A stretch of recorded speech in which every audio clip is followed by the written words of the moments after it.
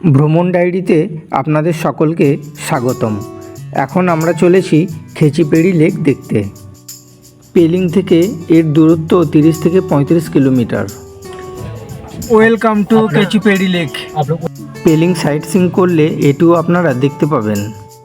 বলা হয়ে থাকে এখানে যদি ভালো মন নিয়ে আপনি প্রার্থনা করেন তাহলে সব ইচ্ছাই নাকি আপনার পূর্ণ হবে।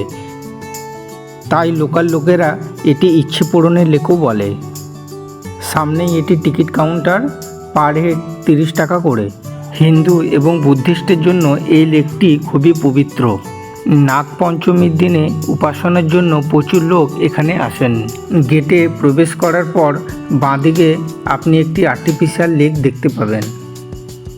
খেচিপেড়ি লেকের জল ব্যবহার করেই এই আর্টিফিশিয়াল লেকটি তৈরি করা হয়েছে। এই লেকে প্রচুর মাছও রয়েছে, আপনি এখানে খাবারও দিতে পারেন। কথিত আছে ভগবান শিব এই হ্রদের কাছে এবং দুপুগ্নে গুহায় সময় কাটাতেন।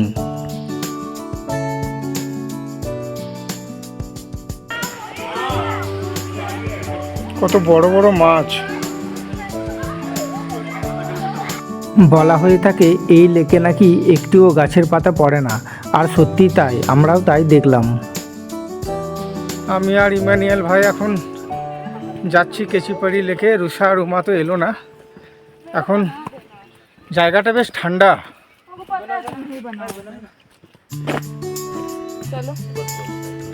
ঠান্ডা আর বেশ শান্ত। আসার আগে ওখানে এক জায়গায় লেখাও ছিল যে কিপ সাইলেন্স মেনটেন করার কথা। সত্যি জায়গাটা শান্ত, আর পাখির ডাক আসছে। বিভিন্ন রকম পাখিও এখানে আছে। গেট থেকে প্রবেশ করেই সোজা 4 থেকে 5 মিনিট আপনাকে হাঁটতে হবে, তাহলে পৌঁছে যাবেন গুরু রেংপোঞ্চির মন্দিরে। আর তার ঠিক পাশে রয়েছে এই লেকটি। আজ থেকে 10-12 বছর আগেকার কথা, তখন নাকি এইসব জায়গায় বরফ পড়তো। ইমানুয়েল ভাই বলছে যে এখানে নাকি 10-12 বছর আগেও বরফ পড়তো।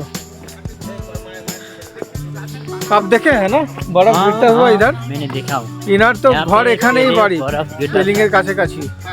সব জানে, এখানকার অনেক হিস্ট্রি শুনছি আমি। আচ্ছা, আমরা এখন গুরু রেংপোঞ্চির যে মন্দির, সেই মন্দিরের সামনে চলে এসেছি।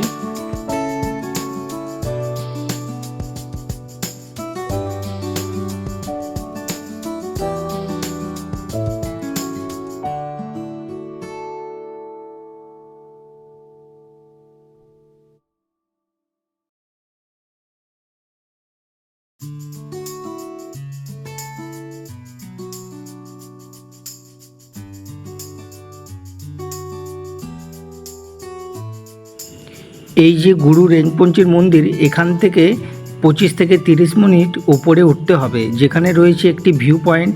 সেখান থেকে এই লেকটিকে দেখলে বাঁ পায়ের ফুটপ্রিন্টের পায়ের পাতার মতো ঠিক মনে হয়।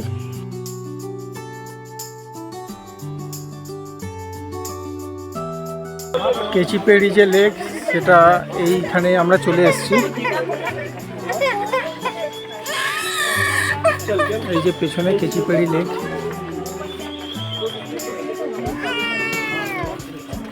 আচ্ছা, এখান থেকে উপরে একটা ভিউ পয়েন্ট আছে, 15 মিনিট আমাদের যেতে হবে। ওখান থেকে যে লেকের যে ভিউ, সেটা ফুটপ্রিন্টের মতো দেখতে লাগে। ওখানে আমরা এখন যাব, 15 মিনিট লাগবে। এই রাস্তা, এখন আমরা চললাম উপরে ভিউ পয়েন্ট থেকে লেকটিকে দেখব বলে। চলিয়ে, এই রাস্তা এখন আমরা যাচ্ছি। এখান থেকে 15 মিনিট লাগে ভিউ পয়েন্টে যেতে। आए आए सर आए। দেখতেই পাচ্ছেন রাস্তাটা ঠিক ভালো না, তাই অনেকেই উপরের ভিউ পয়েন্টটিতে যায় না। রুষা আর উমা তো এলোই না। উপরে চড়তে চড়তে আমরা দেখব একটি ন্যাচারাল গুহা, যেখানে গুরু রেংপোঞ্চি ধ্যান করতেন। আমার সাথে আপনারা যাকে দেখছেন তার নাম ইমানুয়েল, আমাদের গাড়ির চালক। অ্যাকচুয়ালি গাড়িটা নিজস্ব। খুবই ভালো ছেলে। আমরা যে স্পটে যাচ্ছি আমাদের সাথে সেও যাচ্ছে। তার কন্ট্যাক্ট নাম্বার আমি আমার ডেসক্রিপশন বক্সে দিয়ে দেব। পুরো রাস্তাটাই এরকম পাথর দিয়ে তৈরি সিঁড়ি, সাবধানে উঠতে হবে, বৃষ্টি পড়লে আরও বেশি স্লিপারি হয়ে যায় এগুলো। তবে এখন ওয়েদার ভালো, রোদ দিয়েছে, তাই হাঁটতে কোনো অসুবিধা হচ্ছে না। ইমানের ভাই আগে আগে যাচ্ছে।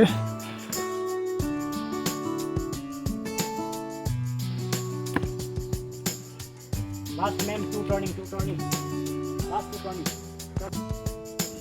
এটি হলো সেই ন্যাচারাল গুহা যেখানে গুরু রিংপোঞ্চি ধ্যান করতেন। এই গুহা থেকে আরেকটু উপরে উঠলেই ভিউ পয়েন্টটি। এই সিঁড়িটি দিয়ে উঠে আপনাকে গুহা দেখতে হবে। অবশেষে আমরা পৌঁছে গেছি উপরের ভিউ পয়েন্টটিতে। উপরের ভিউ পয়েন্ট থেকে আমরা এখন খেচিপেড়ি লেকটি দেখছি। আপনাদের কি মনে হচ্ছে? বাঁ পায়ের পাতার মতো মনে হচ্ছে? এই জুম করলাম, वहाँ पे वो झाड़ी এই যে দেখা যাচ্ছে বাঁ সাইডে। दलदल है वहाँ पे আমরা যখন ঢুকলাম যেখানে আমরা মাছ দেখলাম, ওই যে এই পয়েন্টটা, এই কেচিপাড়ি লেকের ওই এই পোর্শনটা দিয়েই জলটা যায়, গিয়ে এখানে আসে, যেখানে আমরা লেকটা দেখলাম। মাছ, সবাই মাছ দেখছিল ওই জায়গাটা। এবার ভিউ পয়েন্ট থেকে নিচে নামবো। আমরা ভিউ পয়েন্ট থেকে ফেরার সময় কিন্তু অন্য একটা শর্টকাট রাস্তা দিয়ে আসছি, মানে ফিরছি। এটা একটু তাড়াতাড়ি হবে, মানে আমরা দুটো রাস্তাই দেখে নিলাম, যাওয়ার সময় এক রাস্তা, আসার সময় এক রাস্তা। তবে ফেরার রাস্তাটা হচ্ছে শর্ট, আর উঠতে গেলে কিন্তু যেটা দিয়ে আমরা এলাম ওটা দিয়েই কিন্তু উঠতে হবে। আর ফেরার সময় ওটা দিয়েও আপনারা ফিরতে পারেন, কিন্তু টাইম কম লাগবে বলে এটাই আমরা ইউজ করছি। ভিডিওটি কেমন লাগলো অবশ্যই কমেন্ট করে জানাবেন। দেখা হবে পরবর্তী ভিডিওতে।